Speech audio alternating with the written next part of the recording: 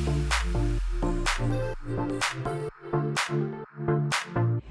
everybody, I am Kim Cafano, aka the Middle School Mommer, and I am here to help you connect with your child and get equipped to parent them well during this season. And I'm happy to have Clark VerHulst here today as my guest. Clark is the Director of College Campus Ministries with Fellowship of Christian Athletes, and he is a former teacher and a former coach. He coached football, baseball, and basketball. And then you have sons who are also college coaches. Correct. And so I thought it would be a fantastic opportunity to talk sports to all of you parents who have student athletes and just kind of get into the mind of what their world is like. They are juggling a lot today. I think their world looks a lot different than when you were playing sports and when I was playing sports, and they're juggling a lot more and dealing with a lot more things. Even a second ago we were just talking about, like, what do you do when you get cut from the team, and how do you move forward with life? And so I'm excited just to see where Clark is going to take us today.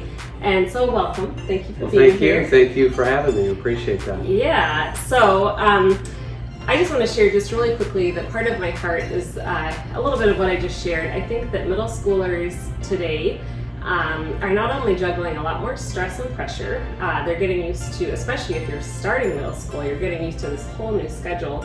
But then if you are adding sports on top of it, I had one friend whose son was running cross country, and he would leave in the morning and he would not walk back in the door until almost 7:30 at night. And I'm like, that's a pretty big transition to make. So I think one of the first questions I have for you is, what do you have to share in regard to everything that they're juggling? They're trying to keep their studies up. Their coach is wanting them to, do certain things. They of course have friendships and that sort of thing. Not that you have to speak into that. But how do you have any recommendations on what they're going through and everything that they're juggling? Well, first let me just say, sports, I think it is awesome. I think sports is really a great life application. In academics, you can get A's on every test. In sports, you're not going to make every shot. You're not going to get a hit every time. You're not going to complete every pass. So one of the big advantages of athletics is it helps you learn to deal with adversity.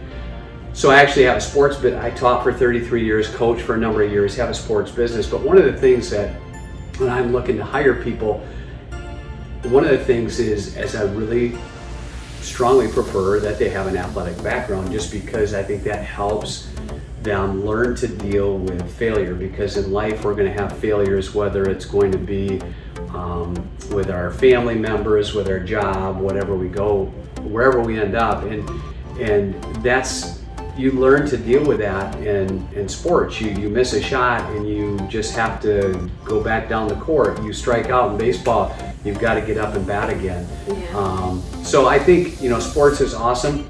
As far as your question with juggling, let me just say another big thing with sports is I was a really naughty little boy, so sports was great because it kept me out of trouble. So I would strongly encourage parents to find your son or daughter's bent, whatever it is. If it's not sports, maybe it's music, maybe it's drama, maybe it's hunting, maybe it's fishing, some kind of extracurricular thing where they can just really find that bent, how they were created to be. Yeah, yes. And one other thing, getting back to that whole scheduling thing too, is when you find that it's not really a job, it's kind of fun. And like I said, sports kept me out of trouble. And I'm glad for the structure, because without that structure, I would have got in a lot more trouble. And I would encourage you to, as parents, to get your kids involved in something they want to be involved in. And maybe you play basketball, but basketball is not your son's or daughter's bent. Maybe tennis is. So let them go toward their bent. Story 100%. Let them go to whatever their bent is, not what you want their bent to be. Yeah, that's so good. And I think I love what you just said, because I think it's very true in terms of it teaches them to deal with failure, because it will happen. It also teaches them a host of other things, and one of them I think that I took away from growing up playing sports was perseverance, and that stays with you for the rest of your life. And I remember especially thinking of it once I became a mom. Like, you're up, oh my goodness, until the wee hours in the morning, and you're like, you just want to go to bed. Right. And like, but track like I wanted to give up that, the 800, meter. I'm like, at 600 meters, I was done, and you don't have a choice. Right. You push through, and so it teaches you that. So, yeah, there's a lot to be said for the role of athletics, and I think you have to pay attention to how your child is wired in terms of their interests, and also some parents I observe, they push sports when that isn't their child's natural. Right, for sure. And, so and that's what, let them find what it is. And you know what? We were talking a little bit before this interview, and my boys are both involved in college coaching, college basketball coaching, and so Kim's question was, well, they must have played in college. No, they actually, one of them got cut in 7th grade, got cut in 8th grade, still had a passion for basketball. I actually played in my recreation basketball leagues. I coached him recreation, and then he ended up working at the University of Memphis, University of Auburn, with the Grand Rapids Drive, which is the Detroit Pistons minor league team, as an assistant coach. So even though he got cut, never even played junior high basketball, I ended up coaching in the G League for the Detroit Pistons affiliate team. So just because your son or daughter may have a passion and maybe they get cut, maybe they still find something else where they can fulfill that passion. Yes, I think that's a wise word. And so parents, these interviews are all for you, primarily, not for the middle school students. But if you have a child that just got cut from a sport, have them listen to just that little 15 And let me just tell you 2 other real quick things about getting cut and what should. Yeah. I played basketball in 9th grade, and the worst player on our team should have been cut, but his older brother was an all-conference, all-state basketball player, so they kept him on the team. By the time he was in 10th grade, he was a starter. By the time he was 11th grade, he was all-state, and he ended up getting a full-ride scholarship to the University of Detroit. So just because, and that kind of touches on what Kim said about perseverance, if it's your passion and you like to play, just because you're the last person on the team, keep working at it, because who knows, especially middle school students, and that was the situation with my boys, middle school students, especially boys, develop at different times, and just stay in the game and play as long as you can if that's what you're interested in. And another real quick story is my brother, who wanted to play football because I played football.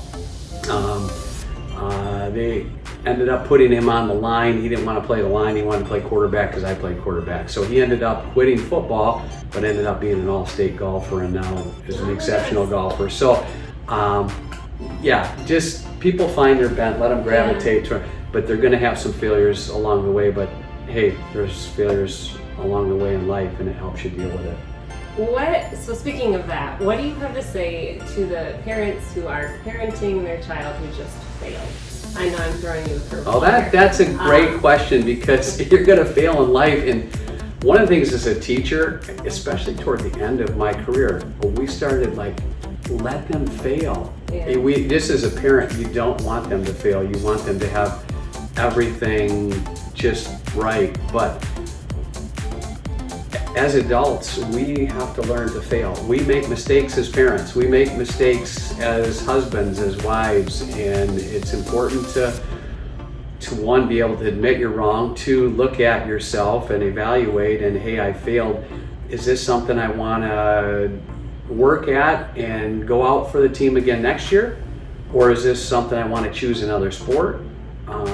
But failure does happen, and it's important that you, just like Christ does with us, loves us unconditionally even when we fail. And I think as parents, that's what we want to do, is still love our kids unconditionally even when they get cut from the team, because that's really when they need our love the most. Yeah, and I think that to acknowledge, I think one of the best things that my parents did with me, they did many excellent things, but one of the best things was that I played basketball. That was my favorite sport growing up.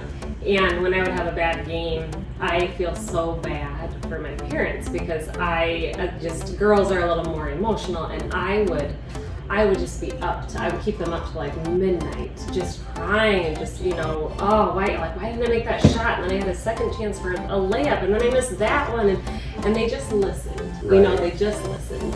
And and then of course I would come out of it, and then maybe, within a little bit of time I was ready to get back at it. But I think that's part of the thing too, is to not expect them to just turn it around just like that, like the next day you're over it, let's move on. Like they're probably going to have a little bit of a grieving and mourning period, and just be there for them. Right? And I was the same way. And I think your parents were very wise just being there to listen, because when we have hardships in life, I think we need people to listen to us. And so many people are willing to tell us, and I think we need somebody just to listen to us more than we need somebody to tell us. And my parents were awesome too, but my dad would always want to tell me after the game point out all the mistakes. It's like, okay, Dad, I'm already beating myself up over these mistakes. Yeah. I don't need anybody else to beat me up over these mistakes. I'm gonna evaluate them, and I think some of that is we want the best for our kids, and we want them to succeed,